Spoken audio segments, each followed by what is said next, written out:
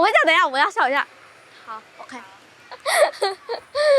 等一下，我这一次的演讲主题是空气污染，就是在说空气污染的危险性，还有它会造成的一些后果。Hello everyone, my name is Doreen from Level 4A. Today I'm going to tell you about air pollution. Air pollution is like a sneaky ninja.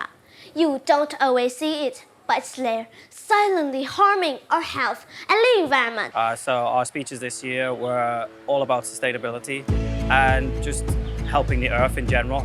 You're talking about level 2 students. That's a concept that is foreign to them. They don't even understand what that is. But you make them realize that things such as turning off lights, turning off the faucet, not wasting food unnecessarily, they start to realize that, hold on, I need to be watchful of what I do. But how can we stop it? Well, you can't just go out and clean up the mess all by yourself. But if we all work together and pick one thing that will help, we can start to stop pollution.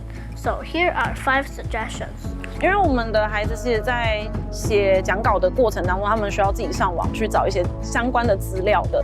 那他们就会在网络上找到很多平常不会看到的资讯，例如说，他们可能就会找到说，海洋里面的塑胶垃圾1年就有超过5兆公吨，觉得我自己听到也是觉得非常惊讶的一个资讯。We search on the internet and we ask some people in our community. My topic is about water pollution. I learned we need to use less plastic because there are a lot of plastic in our oceans. And if there are a lot of plastic in our ocean, our fish will die and we will drink dirty water. Did you know that every month over 1 billion fish die because of the trash? It's like 1/8 of the population of the whole Earth disappearing each month. That's a lot, right?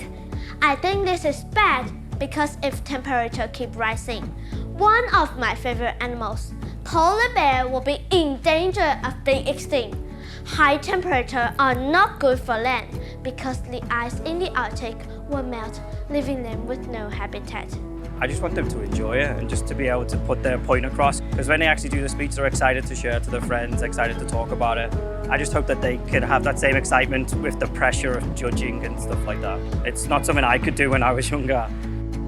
我喜欢开心又紧张，然后站上去舞台的那个心情。